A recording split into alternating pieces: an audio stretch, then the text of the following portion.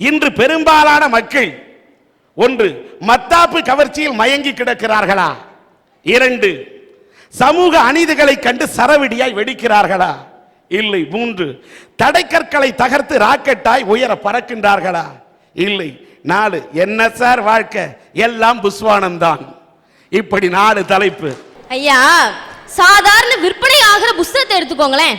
இலவச பொருள்னு ஒண்ணு போடுறாங்க, அதை பார்த்து அந்த கவர்ச்சியில மயங்கி அது பின்னாடி போறான்.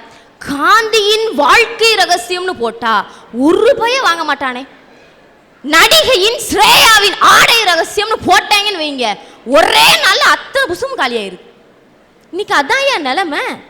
ஒரு வீட்டுக்கு பொண்ணு பார்க்க போனா மாமனார் மாமியார் என்ன விசாரிக்காங்க, பொண்ணு பார்க்க எப்படி இருக்கும், பொண்ணு வீட்டில் எவ்வளவு போடுவாங்க, பொண்ணு கொஞ்சம் லட்சணமா இருக்குமான்னு விசாரிப்பாங்க. நாத்தனாரும் கொழுந்தனாரும் என்ன விசாரிப்பாங்க, அண்ணி நம்ம வீட்டுக்கு வந்தால் நம்ம நல்லா பார்த்துக்குவாங்களா, அப்பப்போ காசு கேட்டால் தருவாங்களான்னு நினைப்பாங்க. இந்த மாப்பிள்ளைன்னு ஒருத்தன் இருக்கான் பாருங்க, புரோக்கரை தனியாக கூட்டிட்டு போயிடுவான்.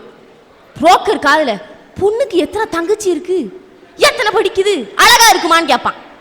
அவன் அப்படிப்பட்ட கவர்ச்சியில மாட்டிக்கிட்டு இருக்கானே. ஐயா கொழுந்தியால மட்டும் குறைச்சி பேசுறேன், எனக்கு பிடிக்காதீங்க. என் நெஞ்சு படபடத்துட்டு வருதுங்க. ஏன்னா அந்த கொழுந்தியா மட்டும் தான் கடைசி வரைக்கும் அத்தா அத்தாம்பா.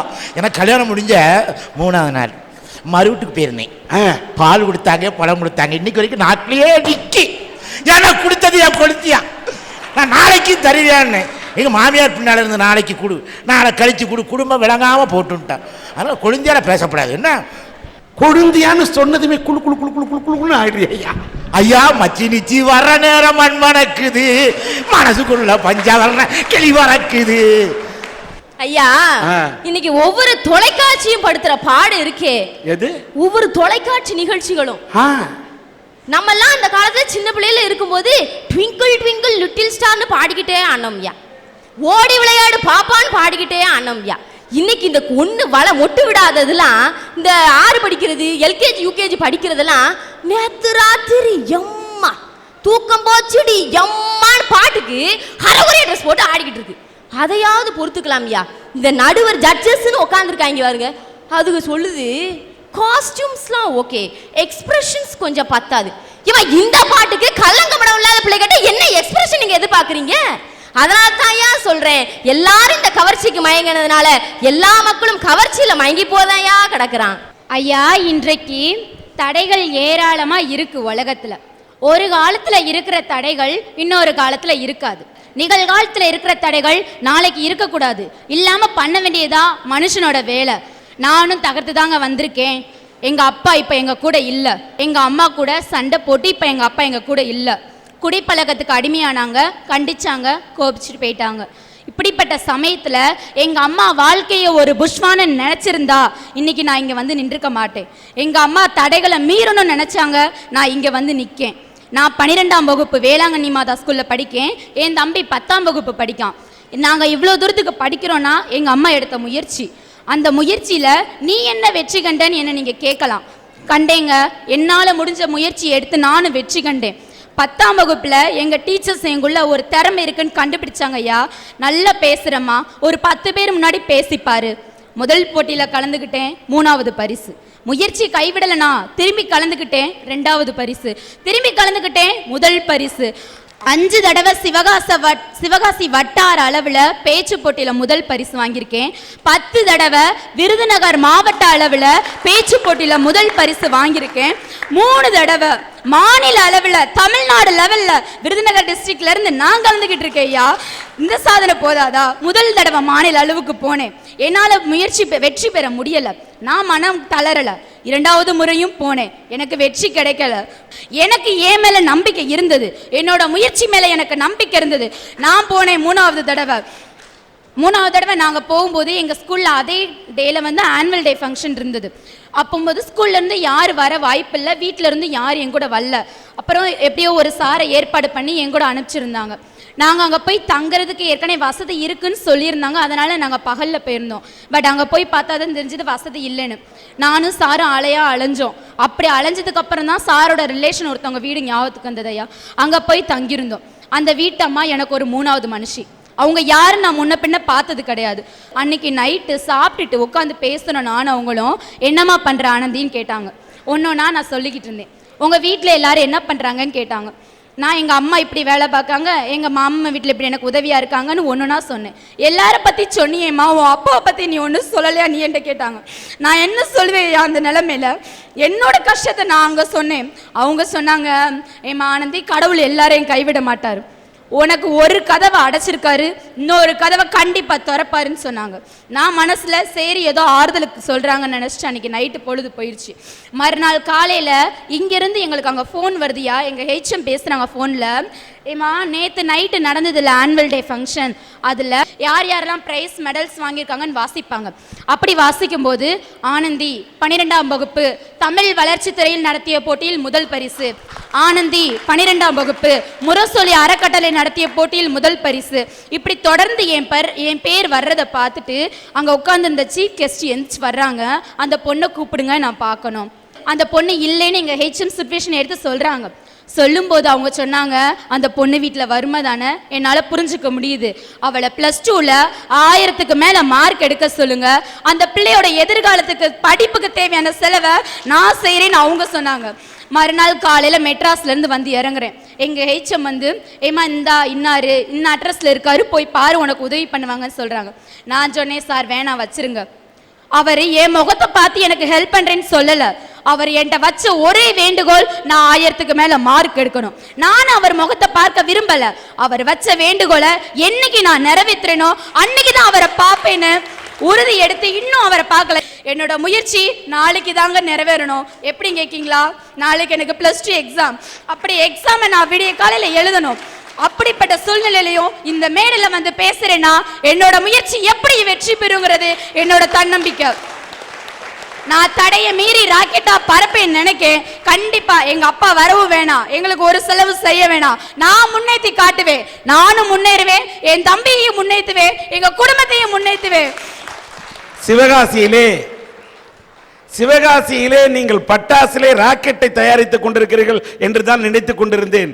இன்றைக்குத்தான் தடைகளை மீறி இப்படி உயர வானத்திலே பறக்க முடியும் என்ற ராக்கெட்டுகளும் இந்த சிவகாசி தயார் செய்திருக்கிறது என்று சொன்னால் இது சிவகாசிக்கு பெருமை ஆனந்தி ஏற்படுத்தி தந்திருக்கிறார். நாளைக்கு காலையில் +2 எக்ஸாமு.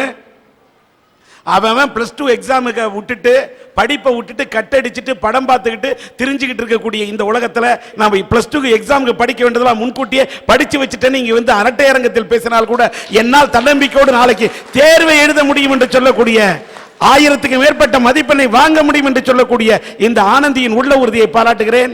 எல்லாத்தை விட உன்ன மாதிரி உறுதி படைத்த பெண்களை எங்கள் அரட்டை அரங்கத்தில் நாங்கள் உலகத்துக்கு வெளிக்கொண்டு வந்து காட்டினாலே 1000 சிவனந்தனாக்கள் இந்த உலகத்தில் உருவெடுப்பார்கள். கோடிக்கணக்கான அம்சாதேவிகள் தலை நிமிர்ந்து நிற்பார்கள். லட்சக்கணக்கான ஆனந்திகள் லட்சியத்தோடு வாழ்க்கையிலே வந்து நிற்பார்கள் என்ற ஒரு நம்பிக்கை எங்களுக்கு போதும் என்று சொல்லிக் கொள்கிறேன். சன் டிவியினுடைய அரட்டை அரங்கமும் SRM பல்கலைக்கழகத்தின் அந்த கல்வி நிறுவனமும் சேர்ந்து இவர் அந்த பல்கலைக்கழகத்திலே எந்த படிப்பை அடுத்த ஆண்டு +2 முடித்தவுடன் படிக்கிறாரோ அந்த சீட்டை வாங்கி தருவது இந்த மேடையிலேயே உறுதி கூறுகிறேன். வாழ்க வளர்க. ஒரு சமுதாயத்தில் நடக்கிற அநீதியை எதிர்த்து சரவெடியை எந்த ஒரு மனிதன் எதிர்த்து வெடிக்கிறானாயா, அவன் தான் இந்த உலக சமுதாயத்தில் மனிதனாக மதிக்கப்படுறான், அவன் தான் கடவுளாகவும் நினைக்கிறாங்க. இதே ஒரு அநீதியை எதிர்த்து சமுதாயத்தில் போராடாதவன் எவனுமே மனிதவே மன்னிக்கப்பட முடியாது, மிருகமாக தாயா நினைக்கிறாங்க. இப்போ ஒரு சமுதாயத்தை எடுத்துக்கிட்டிங்கன்னா ஒரு குடும்பத்தில் கணவன் மனைவி இருப்பாங்கய்யா, ஏதோ ஒரு சூழ்நிலையில் பிரிஞ்சிடுறாங்க ஐயா 2 பேரும். அந்த பிரிகிற சந்தர்ப்பத்தில் அந்த கணவனுடைய வாழ்க்கையை நல்ல பிரகாசமாயிரும்யா. எப்படின்னு கேட்டிங்கன்னா நல்ல புது மாப்பிள்ளையாக. ஆனால் இந்த பிரிஞ்சு போன பெண்ணோட நிலைமையோ நிர்மூலமாக நிரந்தரம் இல்லாத ஒரு வாழ்க்கையாக, தடுமாற்றமான ஒரு வாழ்க்கையாக, திக்கற்ற ஒரு வாழ்க்கையாக தான் நடைபிணமாகவே அந்த பொண்ணு வளர்ந்துட்டு இருக்காயா சமுதாயத்தில். இப்போ தப்பு செய்தவனுக்கு மரியாதையும் பாதிக்கப்பட்ட பெண்ணுக்கும் அவமரியாதையுமா கிடைக்குது சார் இந்த சமுதாயத்தில். இதை கேட்கறதையா சரவெடியாக வெடிச்சுக்கிட்டு இருக்கிறோம். இப்போ ஐயா வடலூர்ல உள்ள ராமலிங்க சாமி நம்மளுக்கு எல்லாத்துக்கும் தெரியும். அவரை வள்ளலார்னு சொல்லுவாங்க. அந்த வள்ளலார் ஒரு நாளைக்கு விருந்துக்கு போறாருங்கய்யா. அந்த விருந்துக்கு போகும்போது எளிமையான ஆடை அணிஞ்சிட்டு போறாரு. ஆனா அங்க உள்ள காவல்காரோ இங்க ஏழைங்களுக்கெல்லாம் விருந்து கிடையாது, பகட்டான வாழ்க்கை வாழ்றவங்களுக்கு தான் விருந்துன்னு சொல்லி அனுப்பிச்சாருங்கய்யா. உடனே போய் அந்த வள்ளலார் வீட்டில் உள்ள பளபளன்னு உள்ள ஜிப்பாவையும் பட்டு வேஷ்டியும் செயினையும் மோதிரத்தையும் போட்டு வந்தாருங்கய்யா. அப்ப காவலாளி சொன்னாரு, வாங்க சார் வாங்க சார் வாங்க சார்னு சொன்னாருங்க ஐயா. விருந்துல போய் உட்கார்றாருங்க ஐயா. விருந்தும் பரிமாறுறாங்க. உடனே வள்ளலார் என்ன செய்யறாருன்னா, அவர் அணிந்திருந்த ஆடைகளையும் செயினையும் நகைகளையும் கலட்டி வச்சுட்டு ஒரு இடுப்புல துண்டை கட்டிட்டு எந்திரிச்சு நின்றாருங்க ஐயா. அங்க பார்த்துட்டு இருந்த ராஜா, உங்களை மாதிரி ஏழைங்க வந்து இந்த இடத்துல சாப்பிட்டாதான் எங்களுக்கு புண்ணியம்னு சொன்னாருங்கய்யா. அதுக்கு வள்ளலார் என்ன தெரியுமாயா சொன்னாரு, எனக்கு இந்த ஏழைக்காண்டி நீங்க உணவளிக்கல, அந்த பகட்டான ஆடைக்கும் மோதிரத்துக்கும் செயினுக்கும் தானே உணவளிச்சிங்க, அந்த ருசியான உணவை அந்த இதே சாப்பிட்டு போட்டும் சொன்னாருங்க ஐயா. அப்பதாயா ராஜா உணர்ந்தாரு, கவர்ச்சினால மயங்க கூடாதுன்னுயா. கவர்ச்சி இல்லா வாழ்க்கையை கற்றுக்கொள், கவலை உனக்கில்லை ஒற்றுக்கொள், நீ நாளைய பாரதத்தின் நம்பிக்கை. ஐயா, மத்தாப்பை எரியும் போது கவர்ச்சியாதாயா இருக்கும், கடைசியில் அது முடிகிறது கரிகட்டலைங்கயா.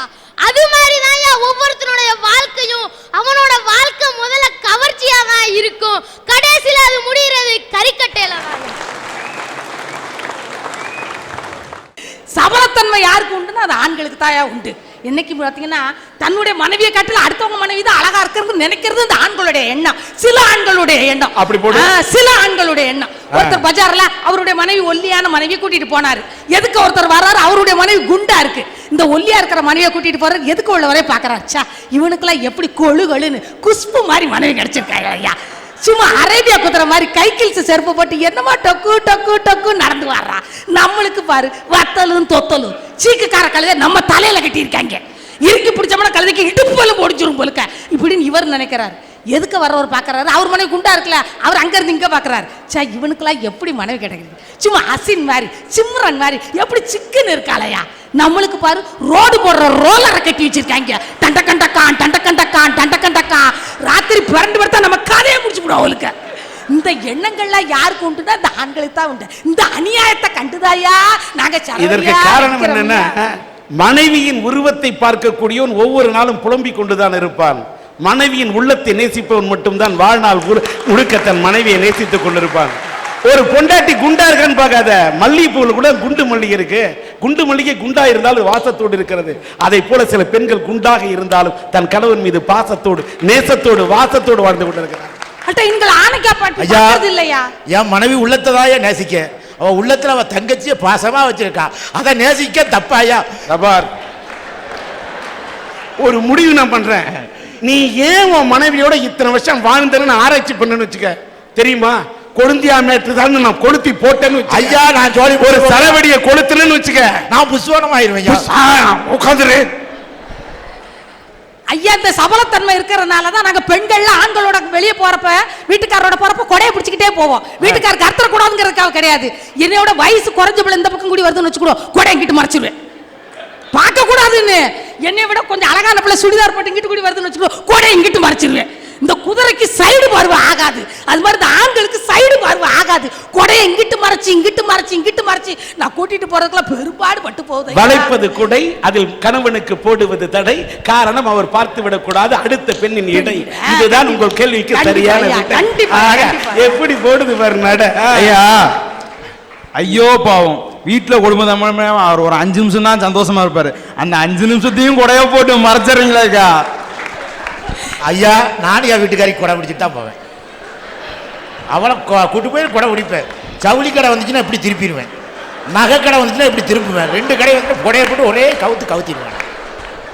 நீ என்ன ஊர்ல இருந்து வர? நீ என்ன ஊர்ல இருந்து வர? ஐயா, நான் திருச்செந்தூர்ல இருந்து வரேன் ஐயா. திருச்செந்தூர்ல இருந்து. திருச்செந்தூர் முருகா, அவருக்கு 2 பொண்டாட்டியா?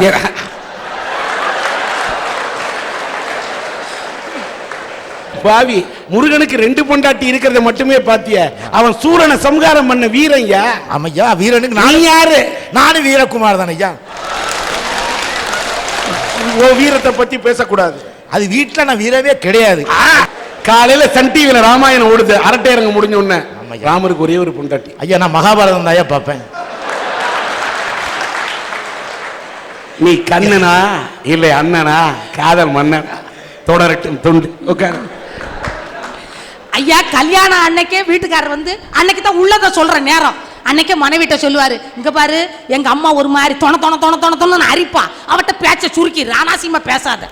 எங்க அப்பா பாரு கிழடு, மீசதான் நரைச்சிருக்கு, ஆசை நரைக்கல, ஈசி சேர்ல படுத்திருக்குன்னு நினைக்காத, பக்கத்துல போவாத, டிஸ்டன்ஸை கீப் அப் பண்ணு. சனி ஞாயிறான எங்க அக்கா தங்கச்சிகள் எங்க டேரா போட வந்துருவா, ஆனால் சனி ஞாயிறான உங்க அம்மா வீட்டுக்கு நீ போயிரு. இவ்வளவு சொல்லி கொடுக்கறது இந்த ஆண்க அட்ட பழி எங்களுக்கு வந்துருதியா. என்ன தலையணம் மந்திரம் போட்டான்னு தெரியலையே, என் பிள்ளை இப்படி போயிருச்சேன்னு அட்ட தலையணம் மந்திரம் போடுறது நாங்க கிடையா. முந்தானையில வீட்டுக்காரர் முடிஞ்சு வச்சுக்கிடுவோம், இதுக்கு பேர் தான் முந்தானை முடிச்சுன்னு பேர். ஏன் இதுக்கு முந்தானேன்னு பேர் வந்துச்சு தெரியுமா? வீட்டுல பால் பொங்கி வருதுன்னு வச்சு சுருன்னு பொங்கி வருவோம், இந்த முந்தானையால ஓடி போய் இறக்கி வச்சிருவோம். அதை பட்டு சேலைன்னு நினைக்க மாட்டோம். பிள்ளைங்க இந்த மழை காலத்துல 2 பக்கம் 11 வடிச்சுக்கிட்டு வரும், இதை பட்டுச்சேலைன்னு பார்க்க மாட்டேன், சரட்டுன்னு சீரும் காப்படி வரும், அள்ளி வீசணும்னா அரைக்காப்படி விருதுநகர்ல போய் விழும், இதை பட்டுச்சேலையும் பார்க்க மாட்டோம், அதை வச்சுதான் தொடப்போம். சாயந்தரம் 6 மணிக்கு வீட்டுக்காரர் அழுத்து களைச்சி வருவார், இதை பட்டுச்சேலையும் பார்க்க மாட்டோம், அந்த நெத்தியில் உள்ள வேர்வையெல்லாம் ஒத்தி ஒத்தி ஒத்தி ஒத்தி ஒத்தி எடுப்போம். பாத்தீங்களா ஐயா? என்னதுன்னா பால் இறக்கின சட்டி கறி சட்டிலாம் தேய்ச்சி விட்டு அவன் ஆம்பளை மூஞ்சிலாம் கரியார் ஹோட்டல் ஆந்துறான்னா காரணம் இந்த பொம்பளையோட நாத்தம் பிடிச்ச சேலதாங்கிறது மாதிரி தெரிஞ்சுக்கிட்டு ஐயா. ஐயா இந்த அநீதியை கண்டுதாயா நாங்கள் சரவடியா வெடிக்கிற ஐயா. ஐயா இன்னைக்கு பெரும்பாலான மக்கள் போலி கௌரவத்துக்காக தன்னோட ஒரிஜினாலிட்டியை இழந்துடுறாங்கய்யா. இப்படித்தாங்கய்யா, அதாவது ஒரு மனுஷன் எதுக்குனாச்சும் வஞ்சம் பண்ணலாம், ஆனால் வயிற்றுக்கு மட்டும் வஞ்சமே பண்ணக்கூடாதுங்கய்யா. ஒரு மனுஷன் எல்லாரும் ஓடி ஓடி உழைக்கிறதுக்குங்க, இந்த அரஜான் வயிற்றை நிரப்புறதுக்காங்க. இப்படித்தான் நான் எங்கள் அத்தை வீட்டுக்காக மெட்ராஸ் போயிருந்தேங்கய்யா. அங்கே எனக்கு நல்ல பசி, என் மாப்பிள்ளை கூப்பிட்டு வாடா சாப்பிட போகணும்னு சொல்லி ஒரு ஹோட்டலில் போய் சாப்பிட்டுக்கிட்டு இருந்தாங்க. எதுக்கு ஒருத்தங்க ஏதோ தோசை மாதிரி வச்சாங்க, எடுத்து பிக்கிறதுக்காக பார்த்துக்கிட்டே இருந்தான், பிக்கவே முடியல. கத்தி எடுத்தான், அருதான் முடியல.